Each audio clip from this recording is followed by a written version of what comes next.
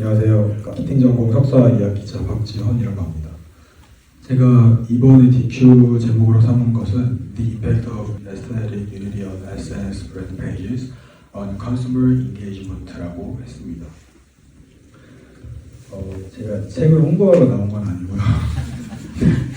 제가 모티베이션이 돼서 이제 가져오게 됐습니다. 저희 교수님께서 쓰신 책인데, 이 책에서 일선 직원 관리의 중요성에 대한 파트 부분이 이제 맹구를 찾아라는 제목으로 시작합니다. 그래서 재밌는 이야기를 소개해 주셨는데요. 어떤 마을에 되게 막걸리를 되게 잘 만드는 막걸리 집이 있었는데 장사가 너무 잘 안 돼서 나중에 근데 알고 보니까 그 원인이 그 막걸리 집을 지키는 사나운 개가 이제 막걸리 심부름을 하러 오는 아이들을 다 쫓아내서가 원인이었습니다. 그래서 저는 저희 키페이퍼를 이제 일선 직원 관리의 문제의 차원에서 봤고, 그리고 그러면 SNS에서는 일선 직원이 누가 될까를 생각해 보게 되었습니다. 결론적으로 말씀드리면 SNS 중에서 특히 인스타그램에 대해서는 일선 직원은 그 사진이라고 생각했습니다. 그래서 연구 모형에서 DV에서는 Aesthetic Unity를 했는데, 여기서 말하는 유니티는 그 SNS의 브랜드 페이지에서 사진들 간의 유니티를 말합니다. 그리고 Consumer Engagement IOE는 그 좋아요 숫자를 의미합니다. 그리고 H1 가설 첫 번째 이 메인 이펙트는 제가 이제 필드 스터디로 한번 해봤으면 좋겠다라고 생각을 해봤고, 이거에 대한 원인을 생각하는 과정에서 에스테틱 플레저를 미디에이터로 두고, 그리고 에스테틱 플레저하고 컨슈머 인게이지먼트를 모더레이터로 하는 에 대한 모더레이터로 셀프 에피커시를 둬서, 그래서 이 부분은 이제 랩 익스페리먼트로 시도해봤으면 좋겠다고 생각을 했습니다. 그리고 여기서 셀프 에피커시에 해당하는 부분은 사용자가 그 브랜드 페이지를 봤을 때 얼만큼 플루언트하게 해석이 돼가지고 에스테틱 플레저가 발생하고, 그것이 이제 컨슈머 인게이지먼트에 얼만큼 강화를 시키는지, 그거에 대한 셀프 에피커시라고 생각해봤습니다. 이것은 투썸플레이스라는 카페의 그 인스타그램 브랜드 페이지 모습입니다. 인스타그램은 아무래도 사진을 중점적으로 하는 SNS다 보니까 이런 사진의 영향이 이제 컨슈머에게 되게 굉장히 클 거라고 생각을 했고, 따라서 저는 일선 직원으로서 인스타그램에서는 사진이 되겠다라고 생각을 하게 됐습니다.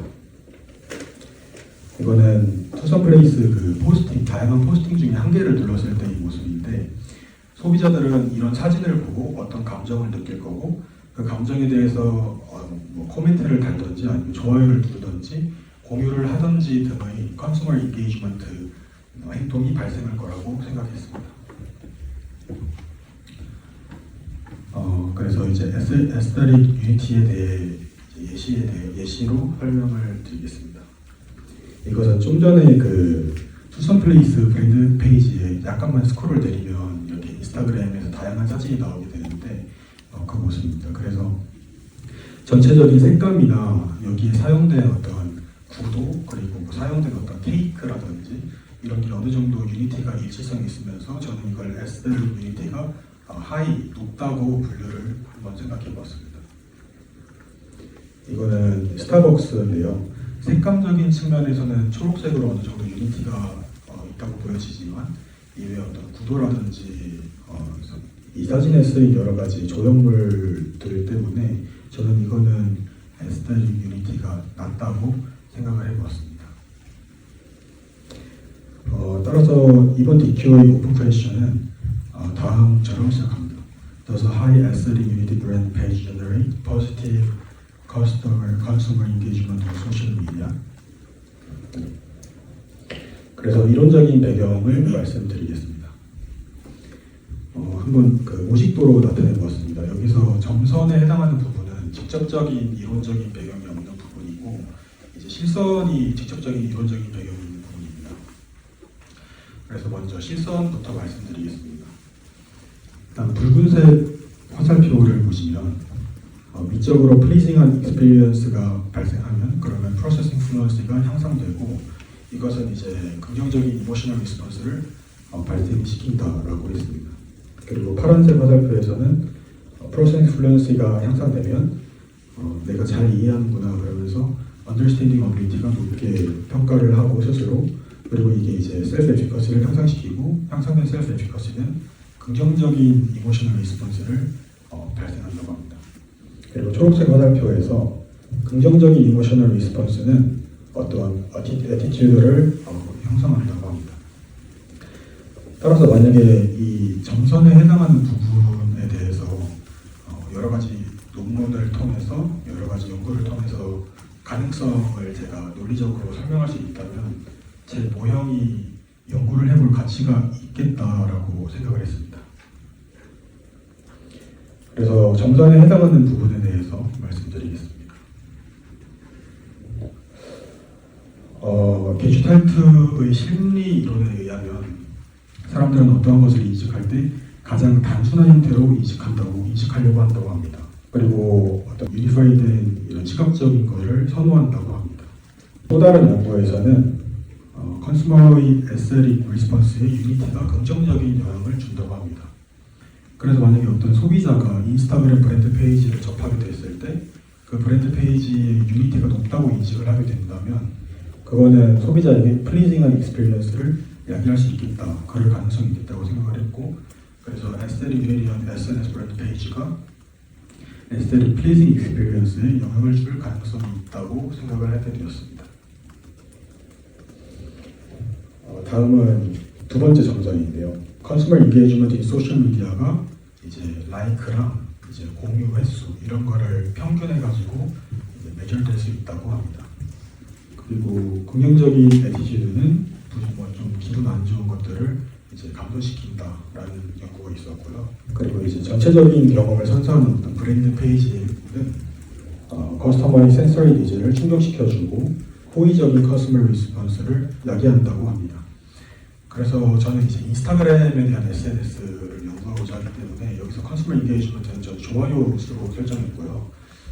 따라서 두 번째 점선도 긍정적인 이모셔널 리스폰스가 컨슈머 인게이지먼트 그 좋아요를 누르는 그런 행동을 야기할 가능성이 있다라고 생각했습니다.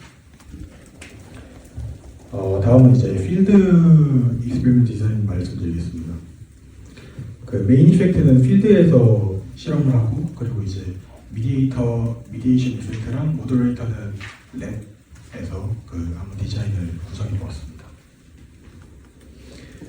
아무래도 저희가 이제 사용하게 될 데이터가 이미지 데이터고 그렇게 이미지 데이터가 너무 방대해지면 사람이 일일이 분류하는 게 굉장히 비용이 많이 들기 때문에 인공지능 모델을 사용하면 좋겠다고 생각을 했습니다. 그래서 이제 인스타그램 브랜드 페이지에 들어가서 이런 이미지들을 웹 크롤링해서 가져옵니다.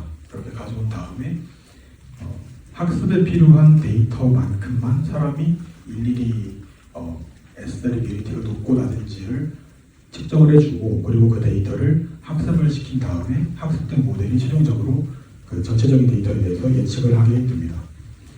그래서 스텝 4에서 모델의 정확도를 측정할 건데 이 정확도는 90% 이상만 되면 그러면 학습을 중단할 생각입니다.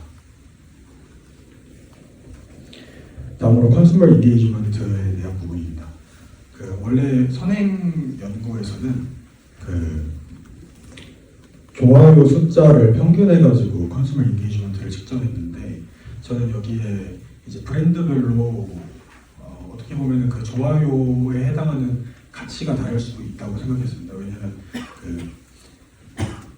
포스트를 누르는 사람의 수가 많으면 이제 뭐 물량으로 이렇게 되듯이 해서 좋아요가 올라갈 수 있기 때문에 근데 이제 얼만큼 많이 클릭을 하는지가 IP에 대한 데이터를 구할 수가 없기 때문에 저는 그거에 대한 지표로서 이제 그 브랜드에 대한 팔로워의 숫자를 생각하게 되었고 그 팔로워 숫자로 그 전체적인 포스트의 라이크를 평균한 다음에 그거를 나눠주면 되겠다라고 생각해서 이제 조금 변형해 보았습니다.